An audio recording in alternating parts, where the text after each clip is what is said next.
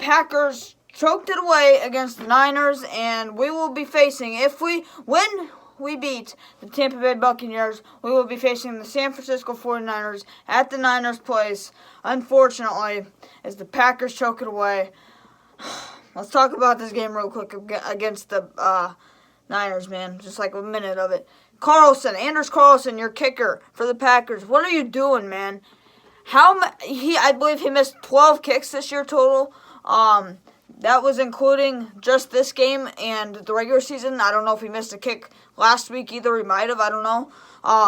But he missed 5 or 6 extra points, which led the NFL in extra point misses this year. And he, with that, missed 5 or 6 field goals. So, great for Carlson. I don't know if he'll be around next year. In my opinion, I would not keep him around if my kicker choked the game like that. I would not keep him around unless he's Justin Tucker or something. So, great game. Packers should have won this game, man. I mean, they had so many chances to win this game.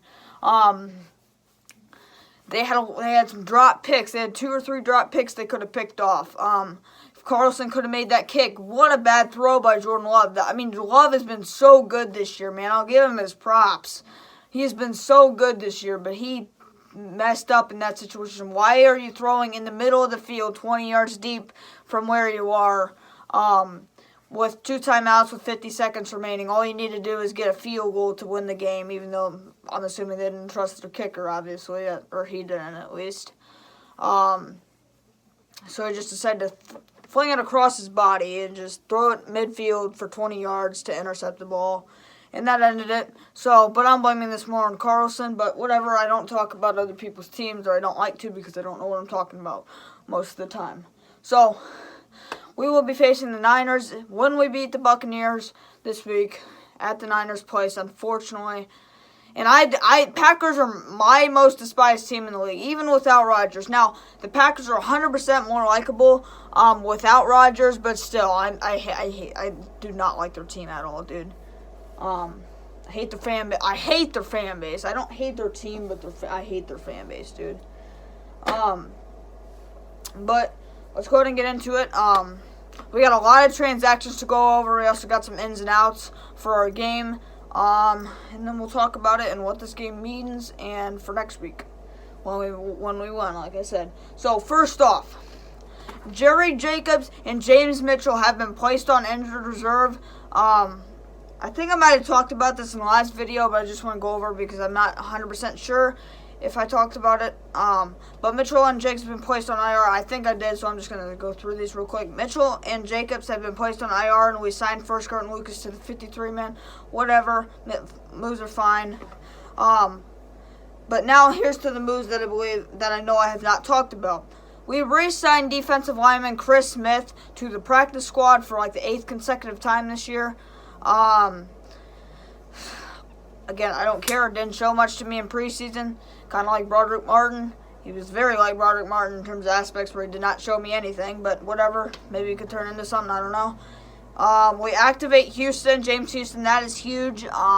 He will most likely play this week. There's a chance that he won't, but I'm assuming he will. Hopefully he'll help our pass rush out. As we need him big time. I mean, we need him big time. Because literally besides Hutch, we have nobody. Romeo Okwara has been alright this season. Or these past couple games, I should say. Because he was very slow to start the season. But in these last 5 or 6 weeks, he's been a little bit solid. He's been getting some more pass rush. But he's still not helping that much. But besides Romeo Okwara and Hutch, we have nobody, dude. And then Romeo Okwara is just okay, you know. Like, he's not a good second pass rusher. He's a solid 3rd or 4th pass rush guy, but he should not be your second best pass rusher. So Houston's returning. Hopefully he'll pick up that role and be better than Okwara and close to Hutch because we need him big time. We need him big time for these playoffs. We have also waived Julian Okwara and his response of being activated. I didn't like this move at first. He has been re-signed to the practice squad, though, so I'm feeling a little bit better because I was actually a Julian Okwara fan. I've always been a fan of that guy. He's a guy who's not going to get you a whole bunch of sacks a year. He'll get you around 2 to 3 sacks a year, but, you know, it's solid. He's solid. He's a solid 5th, 6th pass rush guy, you know. I would have rather cut Charles Harris because he's been healthy scratched these past 3 or 4 games now. So has Okora, but Harris's past 3 or 4 games has been healthy scratch. He's nearly 30, and he's arguably just as useful and productivity as Okora. And in my opinion, I'd take Okora over Harris because of the age for the future and just keep the brothers going with Okora, Romeo, and stuff. But we did resign Julian Okora to the practice squad for good for Okora because if we were to make it all the way, which we will, then it would suck for him not to be on the team, to make it this far and not be on the team. So we have resigned him to the practice squad, so I'm fine with the move now. Here are the ins and outs. Khalif Raymond has been ruled out. I expected that. He didn't practice all week, so that was expected. Hopefully he's back next week against the Niners. And now James Houston is questionable. This is 50-50 for me. Like, I could see him being out, but I could also see him being in. I would say like there's a 60% shot he'll play, 40% he won't. But we need him, so hopefully he plays. And Laporta's questionable. I would say there's probably about an 80% shot he'll play because he played last week. And that would be weird if he played last week and didn't play this week. So, those are the ins and outs and transactions. So now let's talk about this game really quick for the next 3 or 4 minutes. So, this game is huge. This game is huge for the legacy of Detroit, their city, our players, and all the former players and coaches. Like, it is huge. If we win this game, when we will be facing the Niners, like I have said multiple times. We will be facing the Niners at their place next week, and I believe it's 5:30. It's 5 or 6:30 next week that we face them. The AFC game is at 2:30, I believe, and then the NFC game is at 5:30, I believe. It's either the AFC is at 3:30 and then the NFC is at 6:30, or the NFC is at 5:30 and the AFC is at 2:30. I can't remember. But we will play, I'm just going to say we play at 5:30 next week if we beat the Bucs, when we will, against the Niners at their place. Now, unfortunately, like I said, we're not going to have home field advantage next week, which is unfortunate, but that makes it even more sweet. If we beat the Niners at their place, which is one of the toughest places to play at right now, it's just going to be more sweet, you know.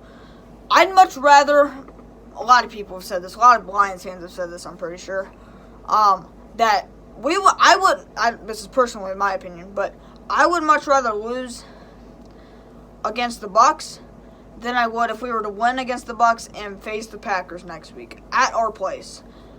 If we were to lose, I would much rather lose against the Bucs because I don't want to lose to a divisional rival and then the Packers have to go to the Super Bowl. I don't want that.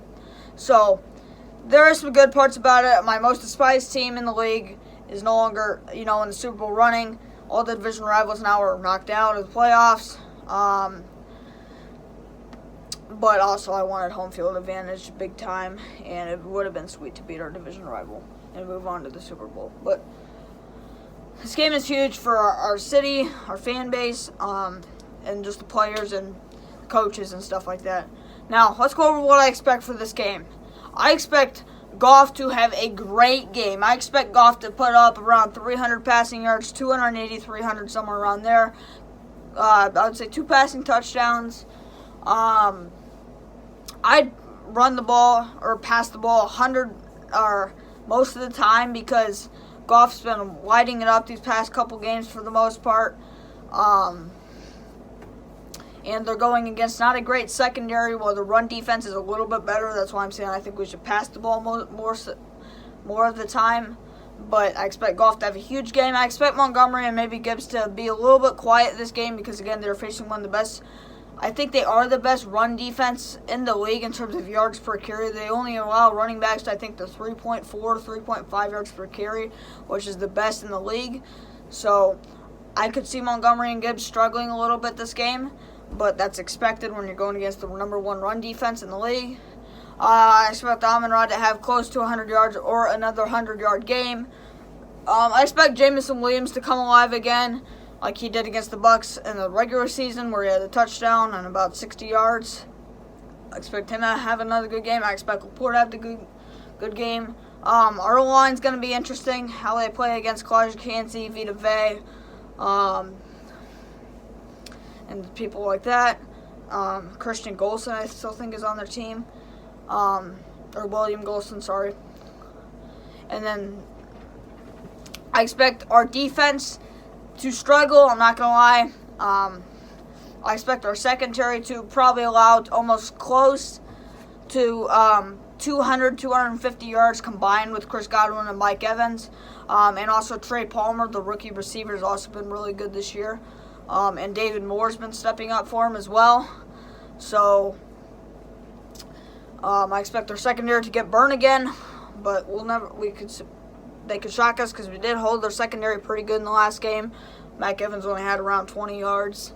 And Chris Godwin wasn't that, I think he had like 70 or something like that. So if we can hold the Buccaneers receivers to what we did in the regular season, man, we should be 100% win this game. But it all comes down to that, and pass rush as well.